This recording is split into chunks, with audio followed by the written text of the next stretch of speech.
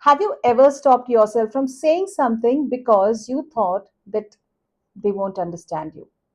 Or maybe you were excited to tell your spouse about your day, only to be interrupted and advised before you could even finish it. Maybe your child came back home upset because no one played with them at school. And the first instinct you just said was, "It's okay, don't worry about it, it's not a big deal." Or perhaps you have worked for a manager who made you rehearse every sentence in your head because you were afraid to sound stupid. Different people, different situation, but the same feeling.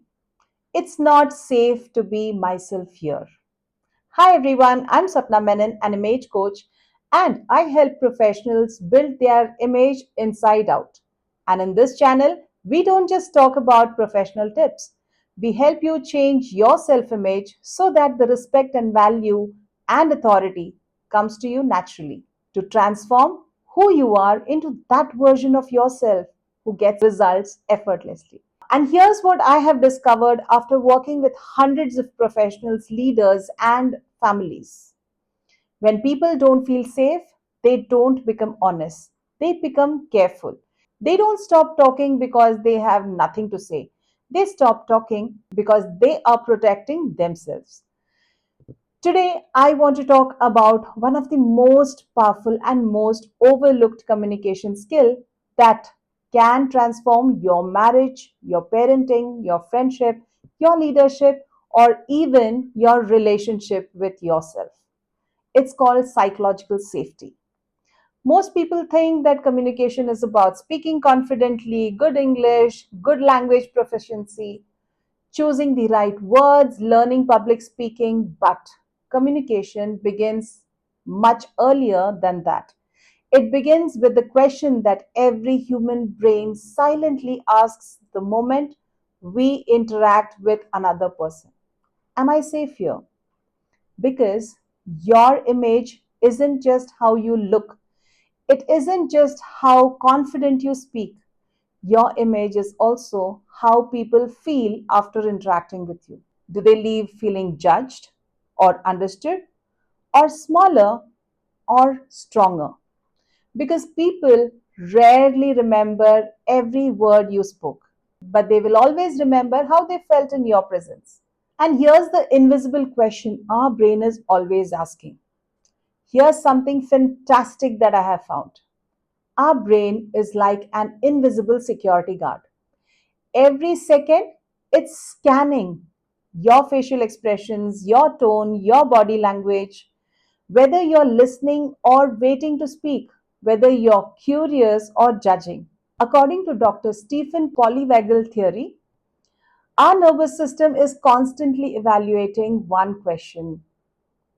Is this person successful? Is this person intelligent? Or am I safe with this person? Can I relax? Can I be myself? Can I make a mistake? Can I disagree? Can I tell the truth? If the answer is yes, your nervous system relaxes. We become creative, curious, connected, open to learning, open to love, open for growth.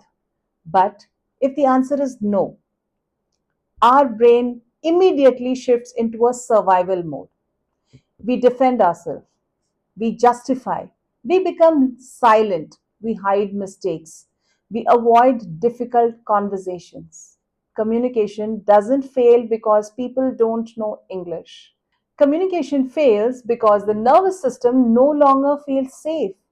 And that's why psychological safety matters. Not just in boardrooms, but in living rooms too. So, here are the three things every human being needs. After years of studying psychology, coaching professionals, working with families, and observing, I've realized something. Every human being wants three things: not perfection, not advice, not even solution.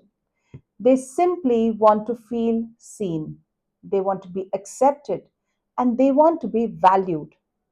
I call this the SAV framework. If you can make people feel seen, accepted, and valued, trust naturally flows. Let's explore one at a time.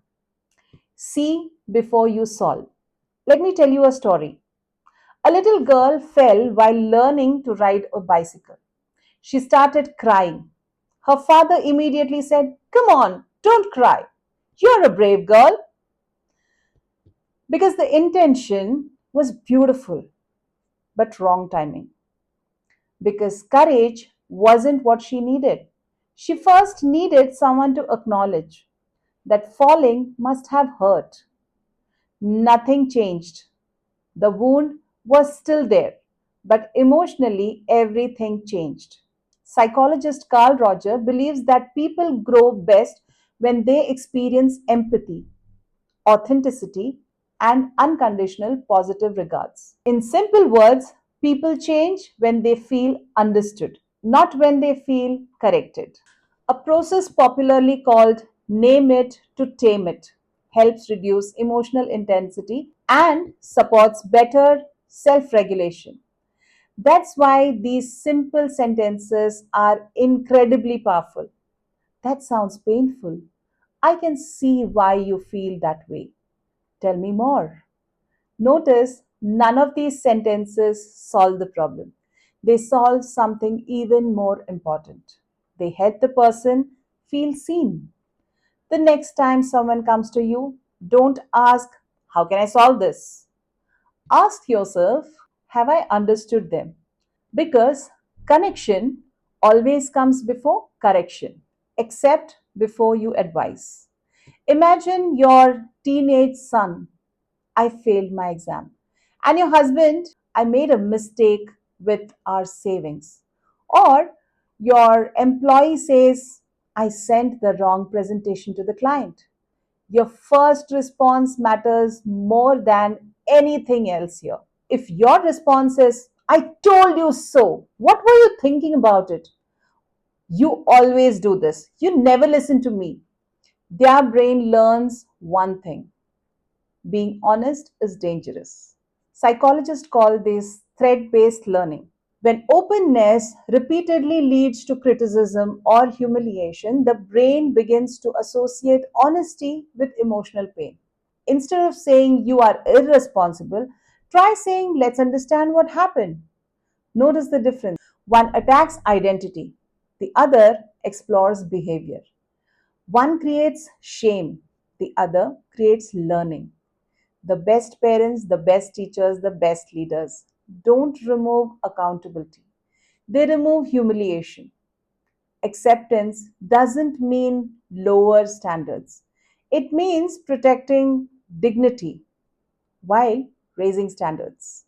Now, let's move on to the third step, and that is value before you evaluate. Now comes the third step that perhaps is the most powerful. People don't simply want to be heard, they want to know what I say matters. Imagine a little boy running towards his mother. "Mom, look what I drew." Without looking up from her phone, she says, "Very nice." He stands there waiting, then quietly walks away. The picture wasn't the point, the connection was. We all become that child at the age of 5, maybe at 25, or maybe at 55. The need never changes. We all want someone to look up, to pause, to truly listen. Google's famous project, Aristotle discovered that the highest performing team weren't those with the smartest people. They were the teams where people felt psychologically safe enough to contribute ideas, ask questions, and admit mistakes. And honestly, that's not just true at work, it's true in every relationship. Attention communicates value, presence communicates love. So, the SAV method or the SAV framework is what works the best. Now, I promise you something practical. So, here's a simple habit that you can start today. Every meaningful conversation, whether it's with your spouse, your child, your parents, or even with your colleagues, remember one word: SAV. See before you solve. Before giving advice, pause, reflect their emotions, use phrases like, tell me more, that sounds difficult, help me understand this. Your goal is not to fix them, your goal is to understand them. The second one, A, accept before you advise. Create emotionally safe space for the person who even does some mistake. Say, thanks for telling me that. We'll figure this out. Make it about y'all, not just about them. And I'm glad you trusted me enough to share this. Acceptance creates courage, judgment creates hiding. And the third one is V, value before you evaluate. Put your phone away, maintain eye contact, don't interrupt, ask one more question. What do you need from me right now? Would you like me to listen or help you solve it? The single question can transform your marriage, friendship, parenting, leadership, because sometimes people don't need advice. People don't need answer. They need your presence. So for the next 7 days, I put you all into a challenge. So I'd like you to live with this one 7 days challenge. Not forever, just for the next 7 days. Choose one conversation every day, only one. Before responding, pause, take a breath, and silently ask yourself three questions. Does this person feel seen? Do they feel accepted? Do they feel valued? Don't focus on changing them. Focus on changing the experience they have with you. At the end of the day, reflect for just 1 minute. Ask yourself whether did I make someone feel safe today? Whether did you rush to fix it? Or which conversation would I handle differently tomorrow? For the next 7 days, the conversation will flow and 21 intentional moments will be created. I promise you'll begin to notice something remarkable. People will start sharing more, trusting you more, and defending less. Not because you have become more efficient or persuasive, but because you have become much more safer. Remember one thing, one day your children won't remember every lesson you taught them. Your spouse won't remember every solution you gave. Your colleague won't remember every presentation you delivered, but they will definitely remember something much deeper, how they felt in your presence. Did they have to edit themselves before they could open their mouth? Or could they completely be themselves? Because psychological safety isn't about having a perfect word. It's about becoming the kind of person whose presence quietly says, you don't have to pretend with me.